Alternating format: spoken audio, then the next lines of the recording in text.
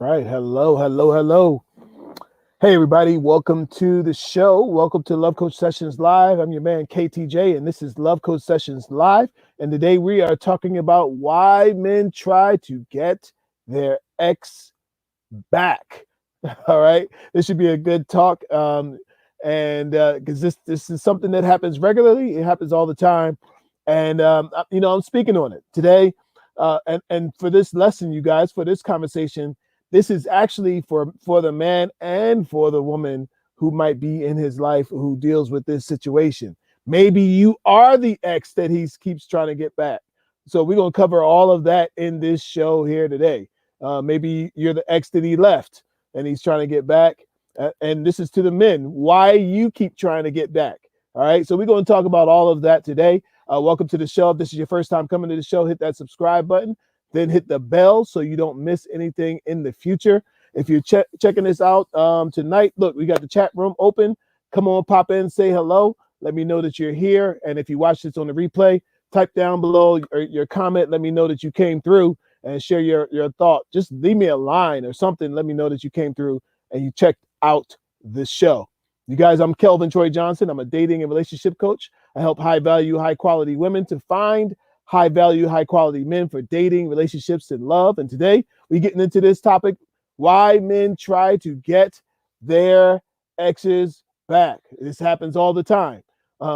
Two people break up and suddenly the guy, it's like, you know what? It ain't what I thought it was going to be. Like you can have this whole idea of what you think it's going to be before it happens, before you guys decide that it's not going to work out. Decide, you know what? This is not going to work, and you go your separate ways, and then it happens. That's what we're going to talk about. The then it happens. The then it happens. The then it happens means he starts thinking like, you know what? It's not so easy as I thought it would be to meet other girls, other women. It's not as easy as I thought it would be to experience new people, find new friends. It's not as easy as I thought, right? And so man starts having buyer's remorse on this whole thing. And he starts wanting to back up and say, well, wait a minute.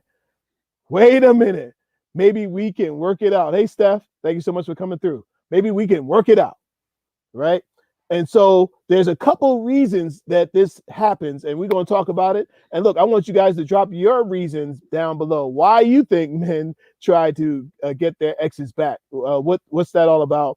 And comment on even these ones that I got here. All right. So number one, now these aren't going in necessarily in a hierarchy, column here, but take what I'm saying and tell me what you think. Right. One of the reasons is the guy's lazy, and it takes a lot of work to start over. A man's lazy, and it takes a lot of work to start over. When you start over with when you go, that means you got to go out into, let's say, the dating world. He starts having to go and be social again. Believe it or not, especially at this time, right? A lot of people don't want to be social.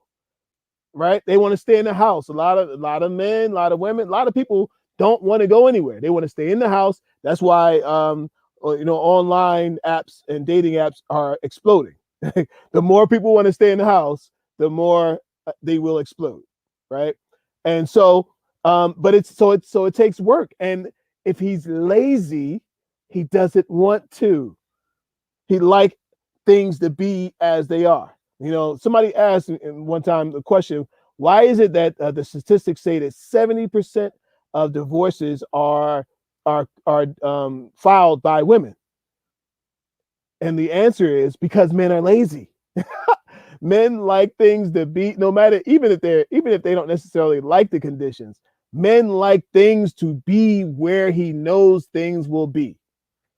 A man likes things to be a certain way. If we do X, Y, Z, he likes to be able to know no matter what happens, even sometimes no matter what I do, X, Y, Z is going to happen. X, Y, Z is going to be there, right? But if you mess up his X, Y, Z, now I don't know what I'm going to do, right? So that reason is lazy. It takes a lot of work to go out and start over. All right. Number two, here's another reason that men try to get their exes back. They are familiar, right? It's familiar. If you have been in a relationship with somebody, you know them. You know what they're likely to do. You know what they're likely to say. You know where they're likely to be. You know what they're into. You know what they're not into. You know their likes. You know their dislikes, right? It's very familiar. And so it makes you feel like, you know what? Sometimes it's better, what they say, the devil you don't know, the devil you know is better than the devil you don't know, right? So sometimes people are afraid of the unknown. So it's better to live in misery than to go out there and see what's behind door number one. It's better to be like, oh no, I know it's not working, but I'll just stay here anyway, because door number one is scary. May not work, No. So it's familiar. Again, and it goes back to finding what's easy, right? This stuff is really true. I have these conversations with men and as well as in the Clubhouse community. You guys are, if you're on Clubhouse, find me, Kelvin Troy Johnson on Clubhouse. All right, the Love Coach on Clubhouse. All right, and so familiar. Here's another one. Another reason why men try to get their ex back is it's possible, right? And it's possible because you keep taking them back. Now, I don't know who I'm talking to, but maybe this is for you. He keeps going back because you keep taking him back. A man will try whatever it takes to get what it is that he wants, get you to say yes. You guys have heard me say it many times. No relationship happens generally like a boy, girl, man, woman. No relationship happens until a woman says yes. You ask for the phone number. See you walking down the street, ask for the phone number. You say, he said, can I have your phone number? You say, what? Yes. He asks you, can we go out to dinner? I got your phone number. Now I'm talking to you on the phone. Can I take you out? Yes. Can I take you out again? Yes. Will you be my girlfriend? Yes. Will you be my lady? Yes. All those yeses, right? So nothing happens until she says yes. So because he knows that she has said yes before, come on, somebody need to follow me on this. Because she said yes before, what? She's more likely to say yes again. But the woman that he meets, down at the deli, he don't know if she's going to say yes. He don't know if she's going to give him the phone number. He don't know if he's going to take her out on a date. He don't know if it's going to be date number 2, number 3, number 4. He don't know if she'll say, I'll be your boyfriend. If he asked to marry her, you don't know if she'll say that either, right? So but he goes back to his ex because it's possible. There's a possibility there. So let's dig a little deeper, you guys. And then I see got some comments over there. I'm gonna jump over there in a minute, right? One of the things this comes down to, I want y'all to follow this. One of the things this comes down to is a scarcity mentality. If you don't think that there's more out there in the world for you, better things are for you out there for you, then you'll retreat back to what you know. Or you just won't take the step, right? That fear of the unknown. And I'm telling you, you guys, we have no idea how much our lives are controlled by fear. And often it's false evidence appearing real. It's not even real, right? But a person, whether this is a man or a woman, right, can get that feeling like nobody's ever going to love me. Nobody's ever going to care for me. Nobody's ever going to come into my life. I'm going to die alone. Like we get those thoughts in our minds, And so that thought in your mind will stop you from going and taking the next step and meeting somebody else. That thought in your mind will stop you from going out and being social on a Friday night just because you don't have a date, right? That whole idea will stop you from doing all kinds of things because of the way you are thinking. So if you think that you are defeated, guess what? You are defeated. If you think you can or think you can't, either way, you are correct. So there's that scarcity mentality. But I'm gonna encourage somebody today, and I don't listen. You can take this how you want to take it. I'm gonna encourage somebody today to have the abundance mentality. Look, you need to believe that the world is filled with people who will love me. The world is completely filled. I heard somebody say it, and I adopted it. They said I'm a reverse paranoid, a reverse paranoid. He said, I believe that the whole world is conspiring for me to be a success. The whole world is like, let me see what I can do to make this guy go forward. Let me see what I can do to make him more successful than he is right now. Let me see what I can do to. This seems like a thing to trip up your path, but it actually is something to help you to jump higher, right?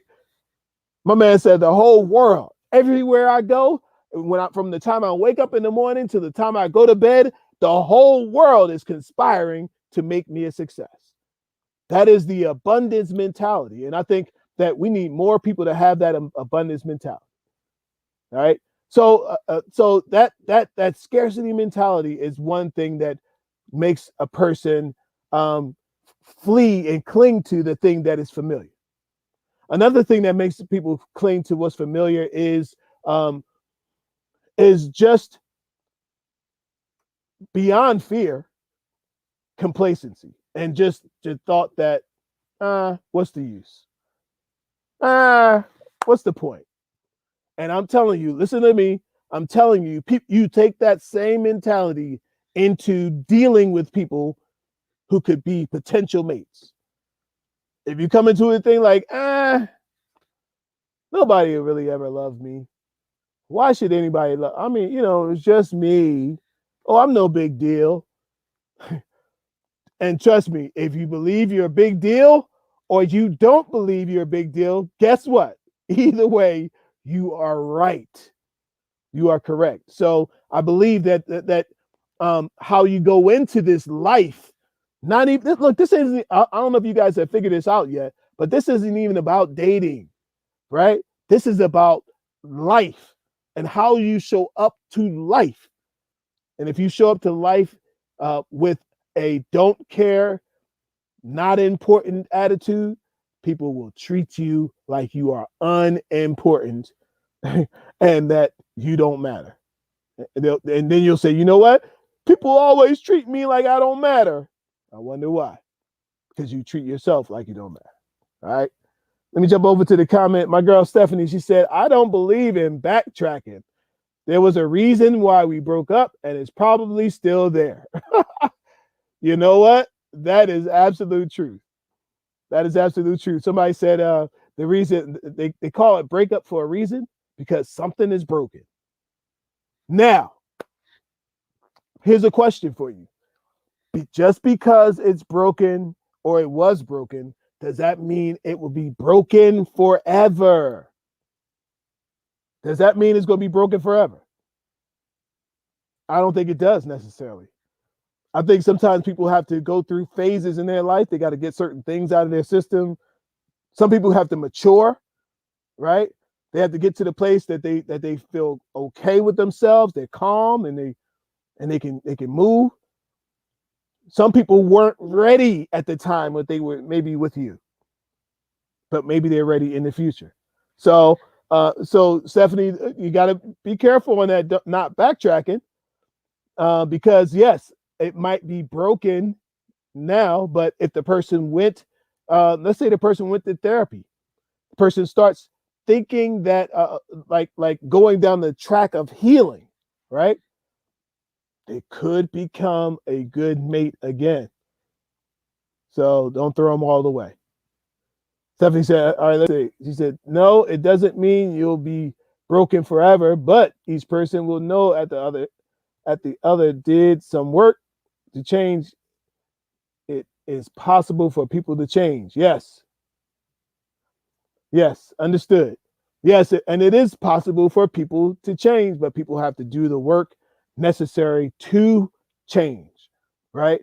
And at the same time, you guys, you don't want somebody changing for you. Have you ever seen those people that be like, I'll be whatever you want me to be. Just be with me. Be with me. Don't leave me. I'll be whatever you want me to be. That almost never works because now you're putting on a show. You're not being authentic, right? You're not being real. You're not being authentic, and it's not going to help you. Look, how long can you tap dance? How long can you hold your breath trying to be what someone wants you to be, right? I believe that you have to be you, and you are the one that you need to be. You need to spend your time investing in yourself and understanding who you are and what you are. All right. Good stuff, you guys. This is a short show. I just wanted to get that going, you guys. Look, drop your comments down below. Let me know what you think of this. I would love to hear your thoughts on this topic tonight, you guys. And if you have a topic or you need a one-on-one coaching session, I worked with men for 17 years as a coach, as a counselor, and now I turned all that towards dating and relationships. And if you need a one-on-one, I can tell you what is happening. I can tell you what you need to do, and I can tell you what not to do that will help you to find what it is you're looking for.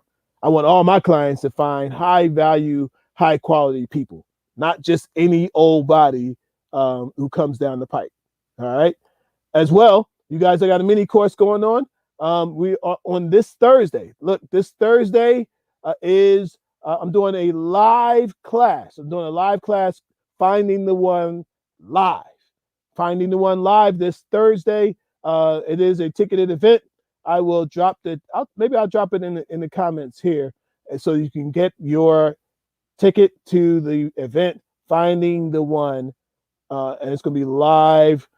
You know, let me see if I can maybe do it right now. I'm gonna see if I can maybe do it right now. I'm gonna see if I can. Maybe I can't do it right now, but I will do it a little later. I'll drop it in there once you guys come to the course, Finding the One Live. We're getting it going, and it's gonna be fun. It's gonna be a great time, and we're gonna answer some questions and make it good for you. So you can sign up at findingtheone.com, or I will drop the link directly to the class, to the seminar and the webinar, and you can be a part of it from there. All right. All right, you guys, till next time. Peace and love. Bye.